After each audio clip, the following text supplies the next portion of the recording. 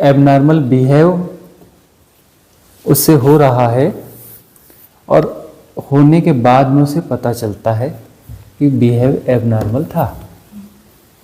ठीक है ना, उसे पता ही नहीं होता कि बिहेव एबनॉर्मल है, घट जाता है, वह हो जाता है, हो जाने के बाद पता चलता है कि बिहेव एबनॉर्मल था। उस समय होश नहीं रहता है और साधना सारी होश की है। साधना की जरूरत क्यों है? साधना मतलब होश की साधना, कि जो कुछ भी घटेगा होश के साथ घटेगा और होश के साथ जो घटेगा वह एबनॉर्मल नहीं हो सकता, है ना। एबनॉर्मल जो हो रहा है मतलब पशुवत हो रहा है। एबनॉर्मल की हमारी परिभाषा क्या है? पशुवत, जानवरों के जैसा, उसे तो हम एबनॉर्मल कहते हैं ना।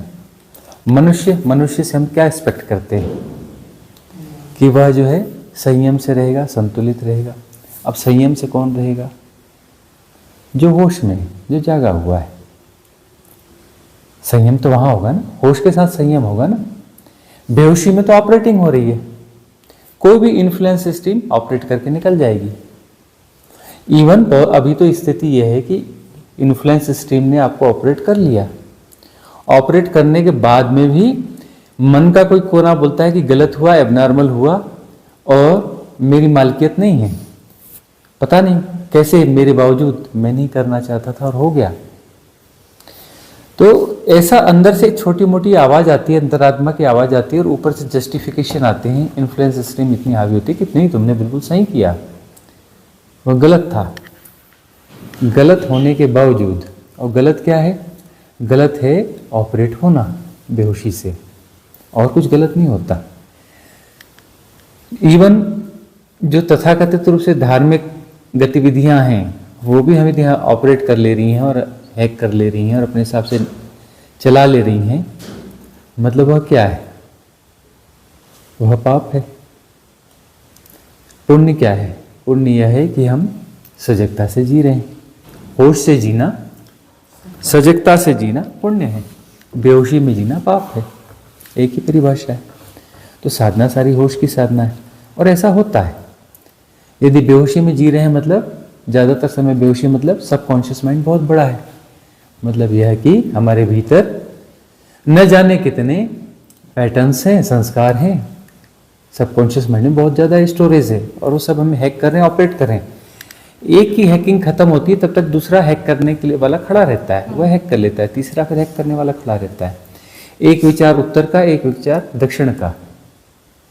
इररिलेवेंट थॉट्स देखो ना, इररिलेवेंट होते हैं। एक थॉट आया, दूसरा थॉट आया, आपस में कोई उसमें तारतम्य नहीं है, कोई राइट फ्लुएंसी नहीं है उसके बीच में। कहीं से कहीं, कुछ से कुछ आ रहा है, इररिलेवेंट आ रहा है, पूरा पागलपन जैसा हो रहा है। क्यों हो रहा है?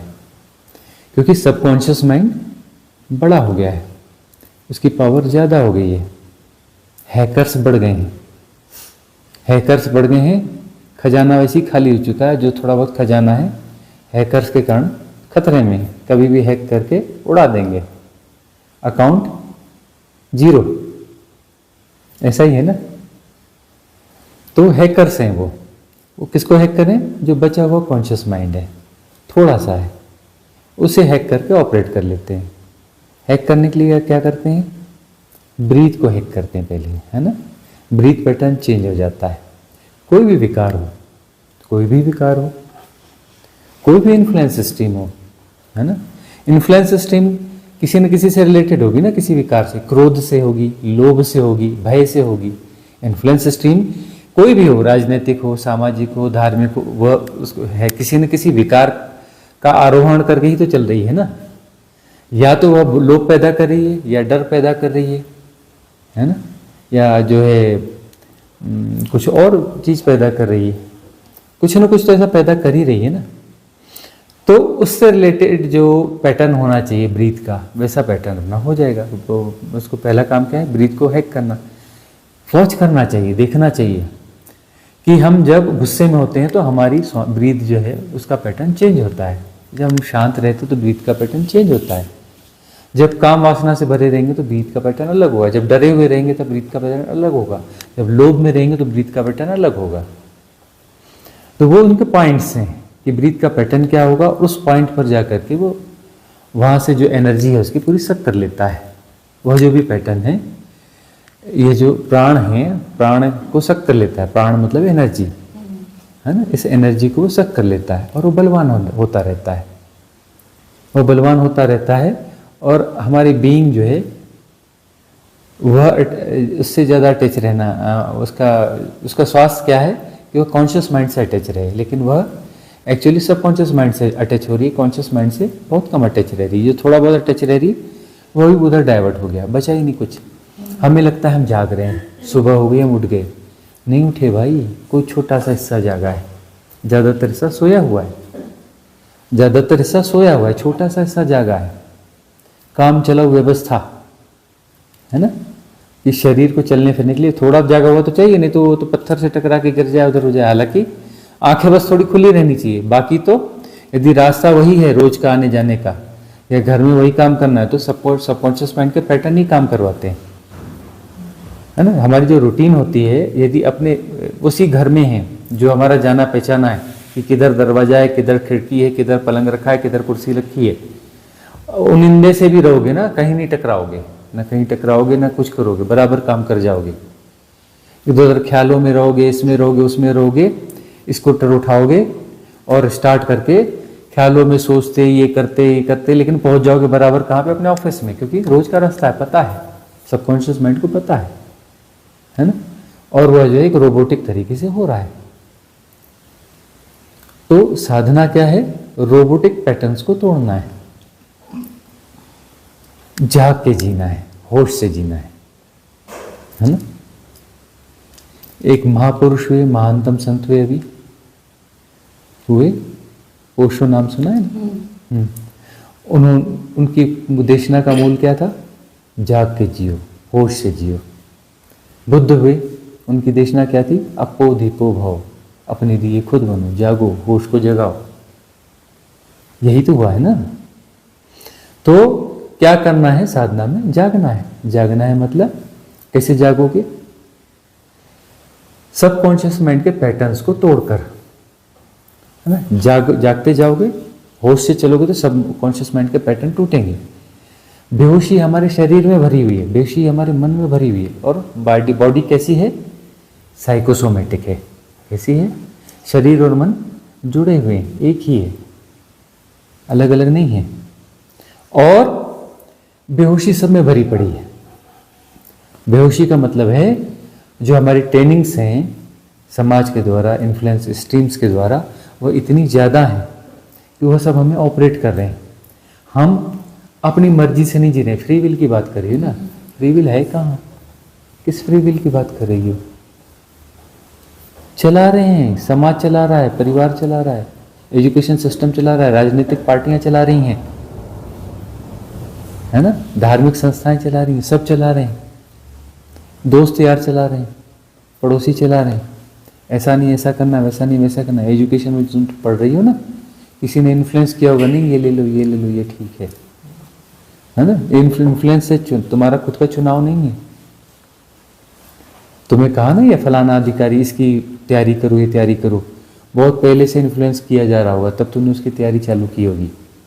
क्या पता तुम एक पेंटर बनने के लिए पैदा हुई हो, क्या पता तुम एक आर्टिस्ट, कोई कलाकार बनने के लिए पैदा हो, कोई अपना रंगमंच की कलाकार बनने के लिए पैदा हुई हो,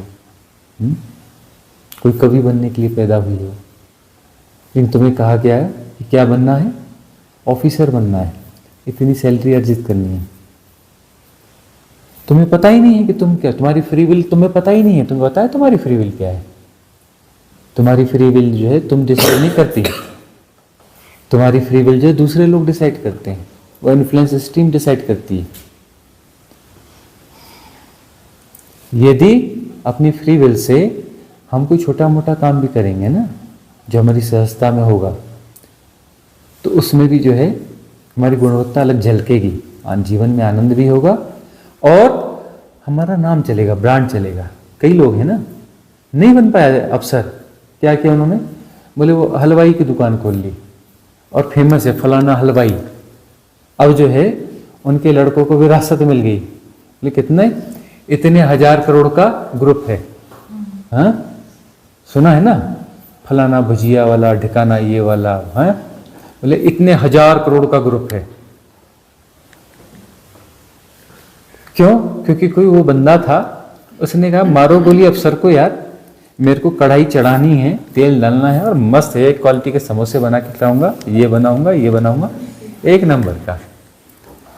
और वो जो है उसमें उसका ब्रांड डेवलप हो गया। वह उसका आनंद था, किसी का संगीत था आनंद, वो संगीतकार बना तो बहुत महान संगीतकार बन गया, कोई कवि बना तो महान हो गया।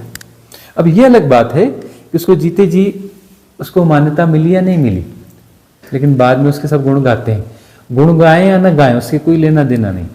यदि वह अपने उस पीक पे जाता है, अपनी उस कला को लेकर के अपने पीक तक जाता है, तो वो सारी पीक क्या होगी? अवेयरनेस की पीक होगी। कोई भी पीक होगी, स्वाभाविकता की पीक क्या होती है? अवेयरनेस की पीक होती है, ठीक है ना, जागने की पीक होती है। और वहां पर वो जो व्यक्ति जाग जाता है, जागने के लिए तो आए हैं ना, क्यों जन्म लिया है? जागने के लिए जन्म लिया है ना, तो जागने के लिए जन्म लिया है, लेकिन भटक गए हो। जाग लेंगे बाद में, पहले ये कर लें, पहले धन कमा लें, घर बना लें, कर लें, बच्चे पैदा कर लें, बच्चों को पढ़ा लें, सेटल कर लें, उसके बाद में जागेंगे। और जन्म लेने के पहले क्या था? अब की चूक नहीं करना है, अब माया में नहीं फंसना है, अब किसी चक्कर में नहीं फंसना है, घन चक्कर नहीं बनना है। कितने समय हो गया घन चक्कर बनते बनते, हाँ? घन चक्कर का क्या मतलब होता है? जो बार बार स्कूल का बस्ता उठाता है फिर बोलता है A for apple, B for boy. अरे भाई कब तक A for apple, B for boy करता रहेगा? तो उसको क्या बोलते हैं? घन चक्कर। और घन चक्कर कौन बनाता है? माया। माया का मतलब इन्फ्लुएंस स्ट्रीम्स, और ये क्या है? लीला है, ठीक है ना। तो ये माया का अर्थ है कि यहां पर फ्री विल नहीं है, मतलब फ्री विल को हैक कर लिया गया है। माया का क्या अर्थ हुआ? फ्री विल को हैक कर लिया गया। और बुद्धत्व का, ज्ञान का क्या मतलब हुआ? कि सारी हैकिंग तोड़ दी। बुद्धत्व का, आत्मज्ञान का अर्थ क्या हुआ? सारी हैकिंग तोड़ दी, है ना। और हैकिंग पैदा करने के लिए जो भी सपोर्ट सिस्टम या टूल्स होते हैं उनकी हमने क्लींजिंग कर दी, सफाई कर दी। इन्फ्लुएंस सिस्टम आएगी जाएगी, लेकिन उसको कोई टूल मिलेगा नहीं भीतर कि जिसका सपोर्ट लेकर वह हैक करे। हैकिंग के लिए टूल चाहिए ना, सबकॉन्शियस माइंड के पैटर्न चाहिए, नहीं, कुछ है ही नहीं। क्लींजिंग हो गई, क्लींजिंग हो गई, कोई पैटर्न है ही नहीं, कैसे हैक करोगे? विदाउट टूल कैसे वो एक्टिवेट होगा? वो सब नहीं हो पाएगा। तो जाग गए, ठीक है ना। जाग गए मतलब माया के बाहर हो गए, माया के बाहर हो गए, यही मुक्ति है। मुक्ति और क्या है? माया के बाहर हो जाना। यानी कोई भी इन्फ्लुएंस सिस्टम हमें प्रभावित नहीं कर सकती, और हमारे लिए सारा खेल खेल की तरह स्पष्ट है। खेल खेल की तरह, माया माया एक खेल है। माया कुछ नहीं है, लीला है, खेल है। माया कोई सही गलत का सवाल नहीं है, माया माया है, खेल है, लीला है। माया क्यों? क्योंकि माया को होना चाहिए इसलिए माया है। माया को होना चाहिए इसलिए माया है। कोई चीज गलत सही कैसे हो सकती है? उसकी नीड है। इस लीला में उसका पार्ट है, वो अपना पार्ट उसका चल रहा है, ठीक है ना। और माया कोई अलग चीज है और दूसरे कोई अलग चीज तो है नहीं। मायाधर की तो माया है ना, मतलब जो है मायाधर के होने का ढंग माया है। मतलब उस जिसने लीला, जो इस लीला में है, लीला रची नहीं, वह लीलाधर है, वह लीला खेल रहा है और हो रहा है। तो माया उसके होने का ढंग है। उसने माया रच दी और उसको बैठ के देख रहा है, ऐसा नहीं, वो उसके होने का ढंग है। सेपरेशन कभी हुआ नहीं, बटा कभी कुछ नहीं, कभी कुछ टूटा ही नहीं है। टूट जाता तो जुड़ता कैसे, है ना। कभी कुछ टूटा ही नहीं है। हम परमात्मा हैं, परमात्मा थे नहीं, परमात्मा होंगे नहीं, हम परमात्मा हैं। इसीलिए हम परमात्मा हो सकते हैं, क्योंकि हम परमात्मा हैं। हम परमात्मा नहीं हैं तो हम परमात्मा नहीं हो सकते। पत्थर में भी परमात्मा है, मतलब यह बोलने की हमारी भाषा की गलती है, पर पत्थर परमात्मा है। पत्थर में भी परमात्मा, ऐसा गलत बोलते थे तो अपना कहा कि चलो बनाओ पत्थर की प्रतिमा, पत्थर परमात्मा है, पत्थर में परमात्मा नहीं है। पत्थर परमात्मा है। सिर झुकाओ, सिर झुकाओ। ये क्या है? परमात्मा है। पत्थर में परमात्मा नहीं है। ये पत्थर परमात्मा है। पत्थर में अंदर घुस के बैठा है परमात्मा, ऐसे कि और मतलब बाहर में परमात्मा नहीं है, अंदर में घुस के बैठा है और बाकी पत्थर है। क्या फालतू की बात करते हो? पत्थर है नहीं है, परमात्मा है।